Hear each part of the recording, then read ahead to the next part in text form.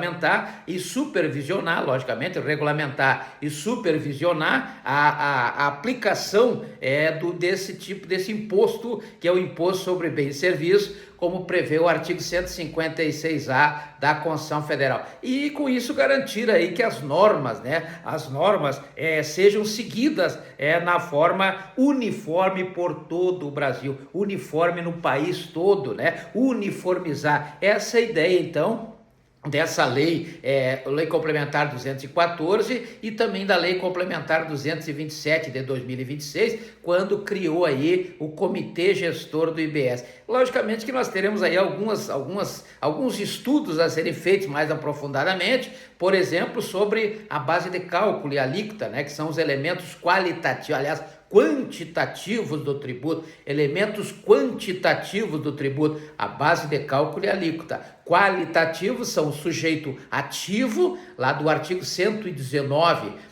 da Lei 5.172 de 66, o sujeito passivo do artigo 121 da Lei 5.172 de 66 e o fato gerador lá do artigo 116 da Lei 5.172 de 66. Então, a Lei Complementar número 214 de 2025 define, né, a base de cálculo para o IBS e também para a CBS, né? Define a base de cálculo dos dois tributos, né? A lei, logicamente, que ela estabelece da mesma forma, estabelece as alíquotas que podem variar, essas alíquotas, logicamente, conforme o tipo de operação. Então, não tem uma alíquota só. Cada alíquota vai depender, primeiro, da identificação de qual o tipo de operação, né, que estará sendo prestado sobre bens e serviços. Então, o IBS, ele incide sobre a circulação, ou seja, a troca de propriedade,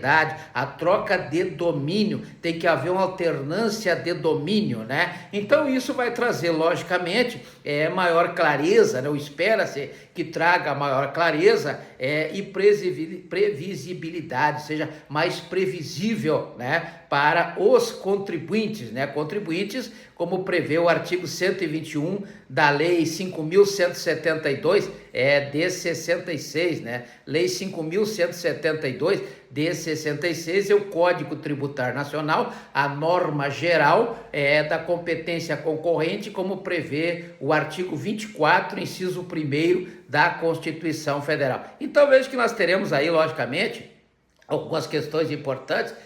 Tá acontecendo aqui, tá caindo o negócio que eu não estou entendendo isso aqui, vamos ver. Aqui temos aqui a questão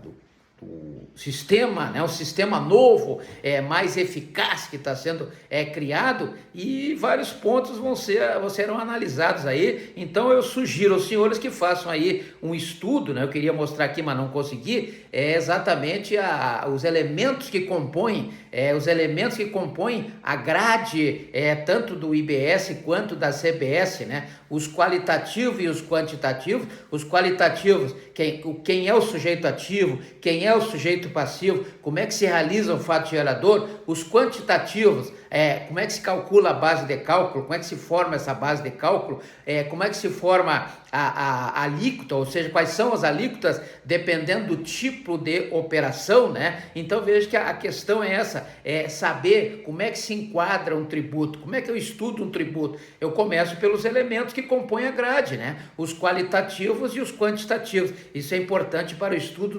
de qualquer tributo, né?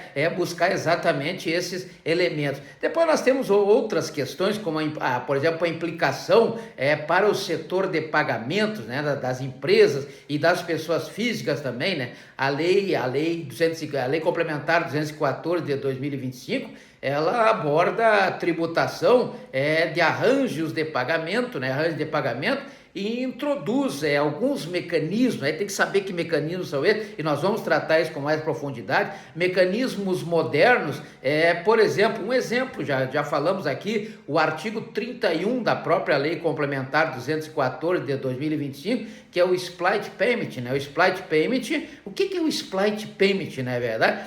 Visa aumentar aí a transparência e a eficiência, quer dizer, acabar com a sonegação, em outros termos, a sonegação lá da lei 4.729 de 65, a sonegação da lei 8.137 de 90, lei 8.137 de 90, né? Acabar com a sonegação. Então foi idealizado o que? A Split Payment, lá no artigo 31 da lei complementar 214 de 2025, né? Split Payment é o comerciante, vamos botar um exemplo aqui, um comerciante vai vender um produto por R$100, ele vai receber já descontado aí os R$18 ou 18%, que é a parte que vai direto para o governo, direto para o cofre público, vai ser recolhido automaticamente 18%. Então ele vai receber 100 menos 18, né? Então ele vai receber R$82 só, 18 já vai direto para o governo, ele não vai ver nem a cor, né? Então isso é o Split Payment previsto lá no artigo 31 da lei complementar 214 de 2025. Então vejo que isso aí vai diminuir a sonegação, ou vai acabar com a sonegação. A ideia é acabar, né, demonstrar uma transparência e uma eficiência maior nas transações financeiras, né? É importante isso que se entenda, porque as pessoas não vão receber mais o valor total, já vai ser descontado na fonte. Antes levava aí 30 dias para fazer todo o processo, e depois mais um mês para pagar, né? Como prevê aí, por exemplo, o decreto 70.235 de 72, o artigo 160 da lei 5.172 de 66, etc. Agora vai ser automático, na hora. Comprou, pagou, já paga logo os 18 para depois pensar no resto, né? Temos aí algumas vedações também, algumas imunidades que devem ser observadas, né? Imunidade sempre vem prevista na Constituição Federal, mas a lei trouxe aí algum tipo de imunidade meio implícita, né?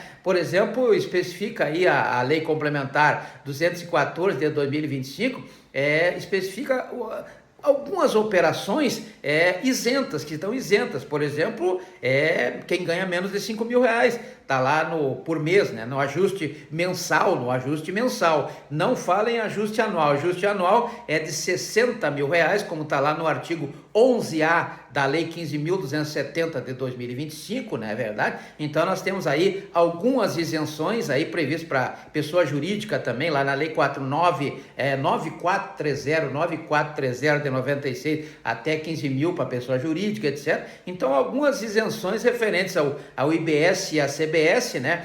Buscando sempre com a finalidade, né, de proteger setores que são essenciais e também trazer uma garantia ou proporcionar uma garantia de que a tributação não onere excessivamente os consumidores, sejam pessoas físicas, sejam pessoas jurídicas, né? Essa é a ideia dessas isenções. Então temos aí várias vedações e imunidades que deveremos aprofundar mais aí nas próximas aulas, né? Para concluir por hoje, né, temos aí a lei complementar então 214 de 2025, que representa aí um marco, né? Um marco importante na reforma tributária, já que ela regulamenta a emenda constitucional número 132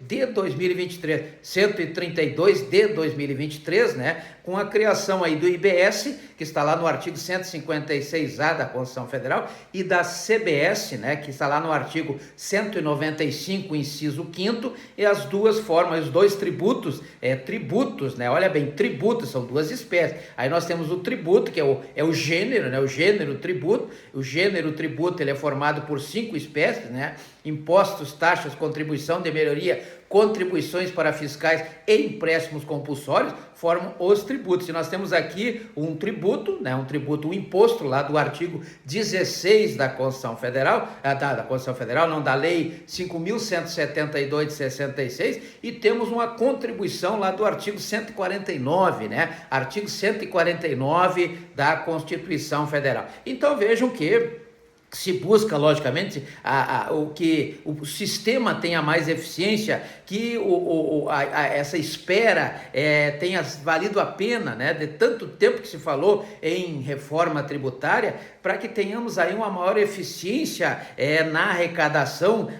Logicamente que o problema não é a arrecadação no Brasil, o problema é exatamente o contrário, né? O custo das coisas no Brasil não é a arrecadação, é a gestão. O Brasil não tem problema de arrecadação tributária. O maior problema do Brasil é sempre a gestão tributária. A gestão tributária, o custo-benefício para o contribuinte, né? O custo-benefício para o contribuinte é ridículo no Brasil, então nós não temos. Então vejo que se busca aí uma redução também na complexidade, né, tributária, porque é muito difícil de entender no Brasil essa questão tributária. Espera-se entender, até agora está mais difícil do que era, né? Mas com o tempo aí as coisas vão evoluindo e as pessoas vão se adaptando tanto as empresas lá do artigo 966 da Lei 10.406 de 10.406 de 2002, né? 10.406 de 2002, que é o Código Civil, né? O nosso Código Civil, artigo 966, que busca o lucro e os cidadãos, né? Aí tem as empresas, a sociedade simples, lá no parágrafo único, etc.